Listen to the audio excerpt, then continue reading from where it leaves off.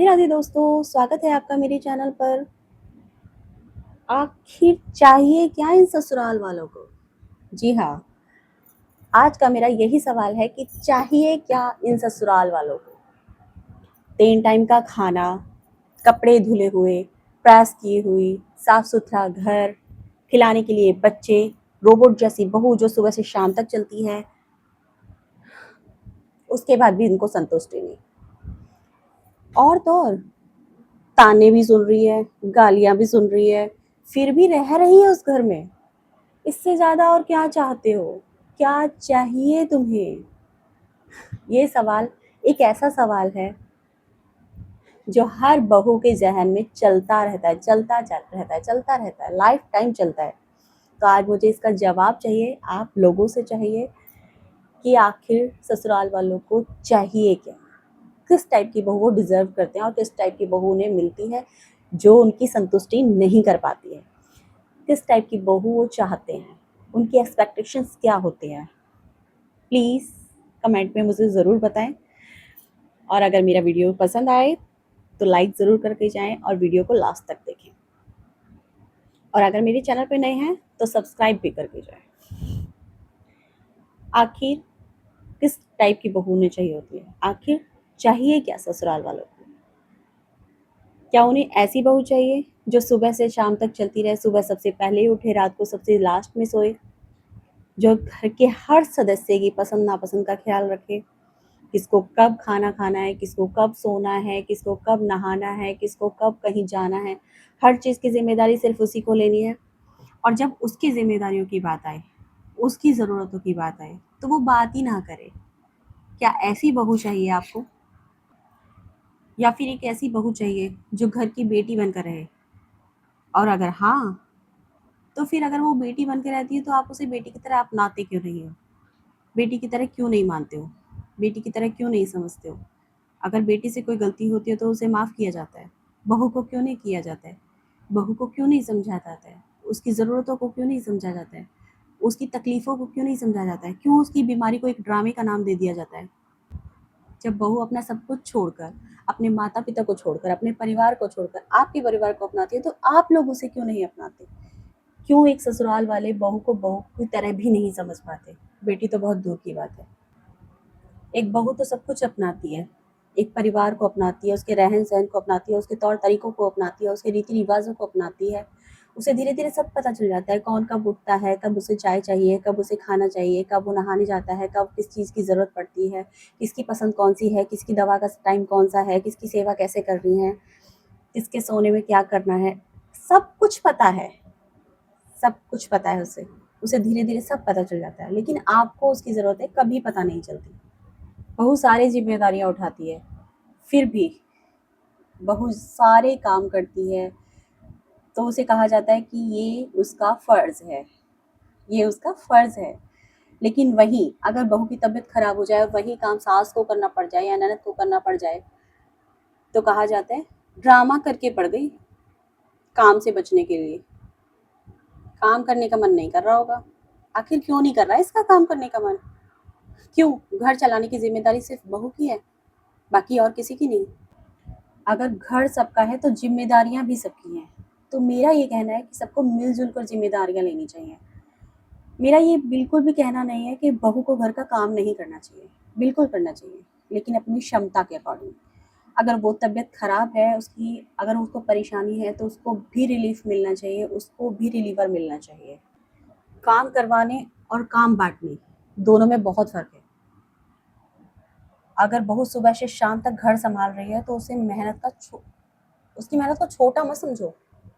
कभी-कभी सिर्फ़ इतना कह देना कि बहू आज तुमने बहुत काम किया है, तुम भी थक गई होगी, थोड़ा-सा रेस्ट कर लो।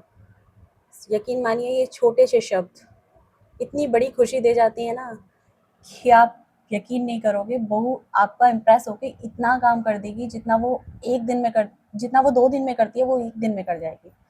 बस ये छोटे-छोटे शब्द अगर आप उससे बोलोगे, उसकी तारीफ़ कर दोगे तो। बहू का हमेशा परफेक्ट होना ज़रूरी नहीं है। अगर वह कुछ अच्छा ना भी करे, तो भी ऐसे इग्नोर कर दोगे अगर उसकी गलतियों को, तो आप छोटे नहीं हो जाओगे। लेकिन नहीं, अगर बहू से कोई गलती हो गई, तो फिर धरती अंबर एक हो जाता है। छोटी सी बात का पतंगड़ बना दिया जाता है। वहीं अगर बेटियों से गलती हो जाए तो उसे बहुत पोलाइटली बोला जाता है, कोई बात नहीं बेटा, ध्यान रखना, अगली बार से ध्यान रखना, अगली बार से ऐसा ना हो। क्यों? क्यों? आखिर ऐसा क्यों? बहू से वो गलती होती है तो ताने मिलते हैं, और बेटी से अगर गलती होती है तो उसे प्यार से समझाया जाता है। यही बात अगर बहू से भी प्यार से समझा दी जाए तो बहू कभी निराश ना हो। भाई बहू भी इंसान है, बहू की भी गलती हो सकती है, बहू से भी गलती हो सकती है, उसका भी मूड खराब हो सकता है, वो भी कभी थक सकती है, वो भी कभी बीमार हो सकती है, कभी मन करता है उसका कि वो भी किसी का काम ना करे, कोई उसके बदले काम कर दे। कभी कभी होता है कि अंदर से नहीं आती फीलिंग अच्छी कि भाई हम काम करें, हम परेशान होते हैं अंदर से, तो कोई उसकी हेल्प कर दे। लेकिन अक्सर ससुराल में ऐसा नहीं होता। दोस्तों, अगर एक लड़का शादी करता है तो उसको एक नई पत्नी मिलती है। सिर्फ एक बदलाव आता है उसकी ज़िंदगी में। उसके घर में रहने के लिए सिर्फ एक सदस्य आता है जिसको उसे एडजस्ट करना होता है। लेकिन वहीं अगर एक लड़की शादी करके आती है तो उसके लिए पूरा माहौल चेंज होता है, पूरा घर, पूरा परिवार, उसका सब कुछ बदलता है। उसके रहने के तौर तरीके, उसका जीने का ढंग, सब कुछ बदलता है। जी हाँ, ससुराल वालों में पति भी शामिल होता है। कभी-कभी तो पति भी पत्नी के को सपोर्ट नहीं कर पाता है, लेकिन ऐसा नहीं होना चाहिए। पति को पत्नी और परिवार दोनों के बीच में एक दीवार का काम करना चाहिए। बिल्कुल नहीं, उसे दीवार बनकर नहीं रहना चाहिए, बल्कि एक पुल बनकर रहना चाहिए, ताकि पत्नी को कोई परेशानी ना हो, कुछ फ़ील ना हो, कुछ नेगेटिव फीलिंग ना आए। अगर पत्नी को कोई परेशानी है तो पति को सुनना चाहिए, उसे समझदारी से सुलझाना चाहिए। अगर कोई गलतफ़हमी परिवार में पल रही है तो उसे बहुत पोलाइटली और समझदारी से समझाना चाहिए, सुलझाना चाहिए। क्योंकि वो बहू से ज़्यादा अपने परिवार को समझता है, अपने परिवार को जानता है, उनकी कमियाँ, उनका नेचर सब कुछ जानता है वो। तो वो उस रिश्ते को बहुत आसानी से सुलझा सकता है। और इसलिए भी क्योंकि शादी सिर्फ़ 2 लोगों का रिश्ता नहीं है, वो परिवारों को जोड़ने का काम भी करता है। रियलिटी है ये। अगर दोनों तरफ से समझदारी हो तो घर बहुत खूबसूरत बन जाता है।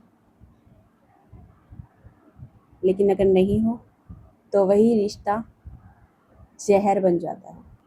अगर बात सास की करें तो सास अगर बहू को बेटी जैसा सम्मान देगी तो वो भी उसे माँ जैसा ज़रूर मानेगी। लेकिन वहीं अगर बेटी बोलकर आप सिर्फ उसको ज़िम्मेदारियाँ दे रहे हैं, उसको अपना हक नहीं दे रहे हैं, उसके अधिकार नहीं दे रहे हैं, उसकी ज़रूरतों को नहीं समझ रहे हैं, उसकी तकलीफ़ों को नज़रअंदाज कर रहे हैं, तो कोई उसको भी हक है, उसको भी हक है अपनी पूरी बात रखने का, अपने तौर तरीक़ों से जीने का, अपनी ज़िंदगी अपने हिसाब से जीने का। लेकिन अगर आप नहीं समझ रहे हैं इस चीज़ को, तो आप ही गलत हैं।